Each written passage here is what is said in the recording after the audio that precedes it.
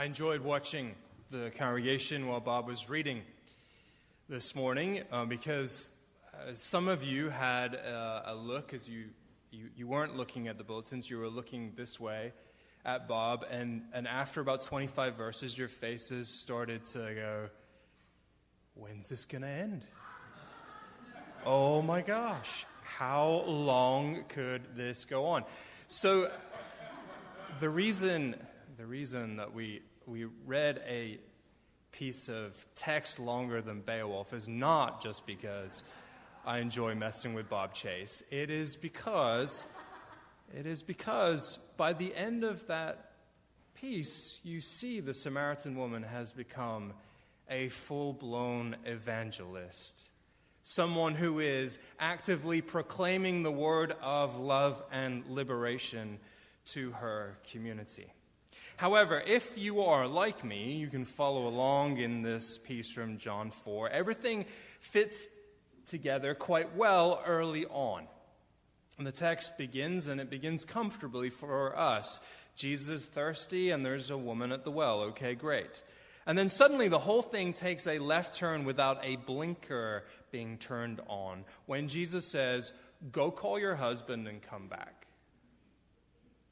Ooh, in 2017, that just doesn't sound very good, does it? Go call your husband and come back. I have no husband.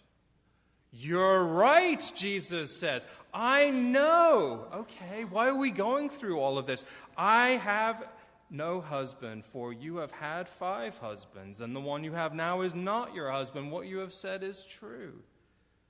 The woman said to him, "Sir, I see that you are a prophet." Is this just so we can understand that Jesus has psychic abilities? Is the commentary on the number of husbands she has had rather a trap for us who are now reading the text? You know, there's no mention that the woman has done anything wrong. There is no suggestion that she has sinned. And if you come away from this reading like she must have been a problematic individual, that's you reading that onto the text rather than it saying it right there.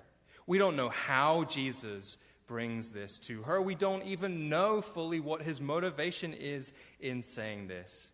Is it said not to expose the woman, but to name her greatest shame or form of identity in the wider community and speak to it so that he can put it on the table so that she can now sweep that aside in order to understand what living water will be?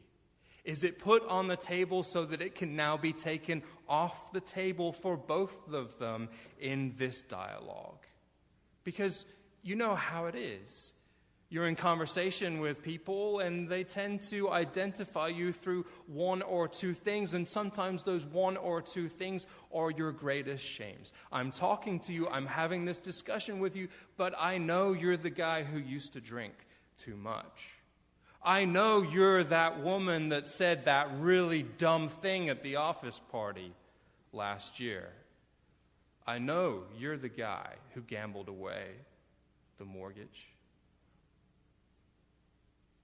Why does this even need to be her shame anyway? The Sadducees will speak to Jesus in another part of the Gospels about a woman marrying her husband's brother when her husband has died, known as Levirate marriage. It's not clear how commonly this was practiced in antiquity, but it isn't even a major point in the story. It serves as a major distraction, though, because we actually have an unnamed Samaritan woman that the Christian community will later call Fotini. She is in the story unnamed, and she also becomes a sparring partner in every good and healthy way possible. Because mention of her marriage is inserted into the text, one can see how easy it is to ignore the majority of the story. And so here it is, a choice that you have now been given. Do you want to root around in what's happened to this woman in her bedroom, or do you want to see her as an evangelist and a person of faith? That in the previous chapter, Nicodemus, a male scholar who hears John 3:16, right? That verse that you can put on posters at football games and thousands of people will be immediately converted. Nicodemus hears this and he is not at all persuaded. He never gets it. He never gets that Jesus is the living water in the same way that this woman does. She has a real gift. I don't know why her marriage comes up, but it doesn't put her off. I don't know why the sixth man hasn't married her. Perhaps it is a sixth brother who has refused to marry her. Who knows? All I can gather is that Jesus speaks to this lady in a way that seems to indicate that he cares about her and that he has a gift worth sharing, as she too has a gift that is worth sharing. Because she might have a thirst for living water, but he has a thirst for real water. As in, he is really thirsty, and they need each other in this moment. A rabbi, a teacher who spars with a person, is showing that other person respect. Like, you're worthy of me and my time and my energy and my resources and my best efforts, and I also need something from you. In order to become a better teacher, I need to study with you and learn from you. Wisdom can be found in all sorts of interesting places, and Jesus needs a drink too. She is the one with the ability to get him a cup. He has a lot of power here. He is a quote-unquote proper Jew. He is a man, and he is a smart man. Without her, he has got a lot of problems. It is really hard to get water out of a well without a bucket. And she's also got something else. It depends how you read this story, but doesn't this lady possibly have some real, and I mean this in a positive way, attitude? Does she give as good as she gets? Does she, rather than being this humble, quiet woman who you would rather label as having been married 5 times and always does a man's bidding, in fact, give it back to Jesus in this moment? How else would you read? How is it that you, a Jew, ask a drink of me? You could read that line as a line of respect and also a way of pushing back, as in, who do you think you are? Jesus answered her, if you knew the gift of God and who it is that is saying to you, give me a drink, you would have asked him and he would have given you living water. And the woman said to him, sir, you have no bucket. Oh, man. Sir, you have no bucket and the well is deep. Game on. Where do you get that living water? Are you greater than our ancestor Jacob, who gave us this well? What? Who do you think you are? Jesus offers living water to this woman who is inquisitive and also stands her ground. To the woman who may well be socially tarred by something that is out of her control, who is an ultimate outsider for Jesus' disciples, and she is the one who debates and does it well. And Jesus never forces her to accept his argument, and she never tells him to go away. He doesn't unfollow her, and she does not block him. There is some kind of mutuality going on here, some kind of recognition that they need each other, that both of them are thirsty, that they are in this together.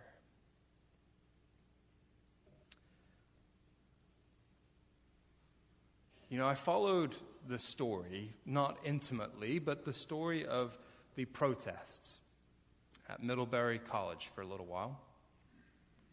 If you're not familiar, really quickly, Charles Murray was scheduled to speak at Middlebury College in Vermont. Murray is the author of The Bell Curve and has, by all accounts, put out some interesting work. He's a never-Trump conservative that supports marriage equality. But the issue for many Middlebury students who protested his participation at their school has absolutely nothing to do with those things. Murray's widely discredited work in the bell curve is seen as deeply racist, and this comes at a time such as this. Things turned ugly after some of the students protested. Some folks, including a professor who was moderating Murray's appearance, got hurt. And nobody would ever condone that, of course. Students argue that they had initially been pushed by security, and off the narrative went. These coddled liberal students can't handle any viewpoint that diverges from their own. I'm finding that this is an increasingly popular opinion. That's just what I'm seeing through my own filters. But this notion that liberal students can't handle any viewpoint that diverges from their own is one that suits people on both sides of the aisle quite well, especially baby boomers and those who are older than that generation. That when it comes to our culture, it really is the kids' fault. They can't handle adversity. They can't deal with other opinions. They need safe spaces to protect their worldview. You know, I did it the way my parents kind of drew it up for me. It's remarkable that you can make a plan and it works out the way that you intend. And what I mean is that I went to high school, and then I went to college, and then I went to graduate school. And I never actually worked a whole 40-hour week except during the summertime, which is exactly what my parents wanted and what most folks seem to want for their children these days. And so people seem to want 19-year-olds to have the luxury and the time to study, but also to be knowledgeable about all of the intricacies of the real world. What's the matter with these kids? Why can't they handle blank? What's the matter with these kids? They don't know how to pave a road or lay a brick either. What's the matter? They don't know how to sweat or muck a barn, which I'm still not sure why that would be the student's fault. I'm not actually ever sure why baby boomers would tar college kids with these apparent lack of skills if you really thought they were lacking, and not say, geez, it's kind of my fault. I'm this kid's parent. So Middlebury happened, and predictably the conservative and liberal academic elites and pundits joined a familiar chorus. Kids these days. Frank Bruni offered punditry in the Times about the failure of society. I worry that in too many instances the groves of academia are better at pumping their denizens full of an easy, intoxicating fervor than at preparing them for constructive engagement in a society that won't echo their convictions the way their campuses do. You may as well have ripped off the headline from the National Catholic Register: Violent mob enforces liberal groupthink. We live in a time where South African students and English students are trying to pull down statues of Cecil Rhodes.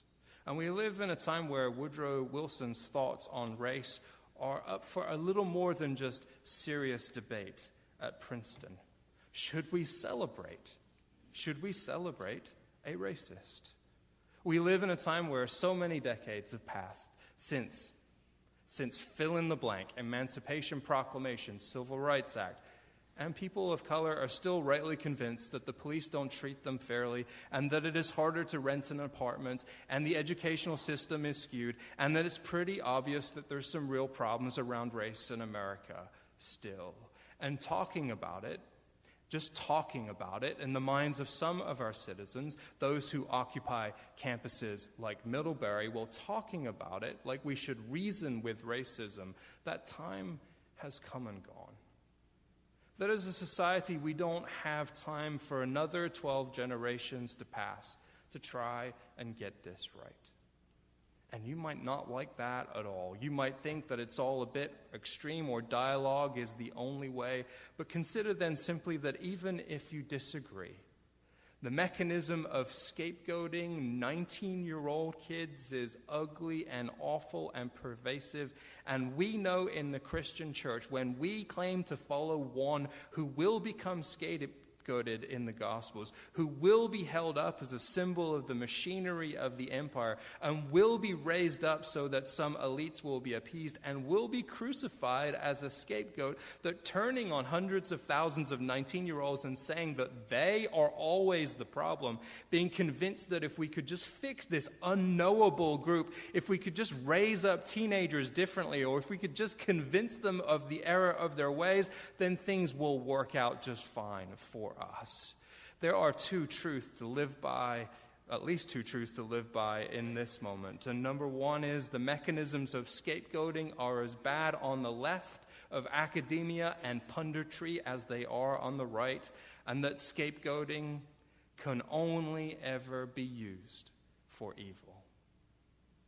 And secondly, we are just really bad, really awful, simply horrendous, generally speaking, of changing each other's minds.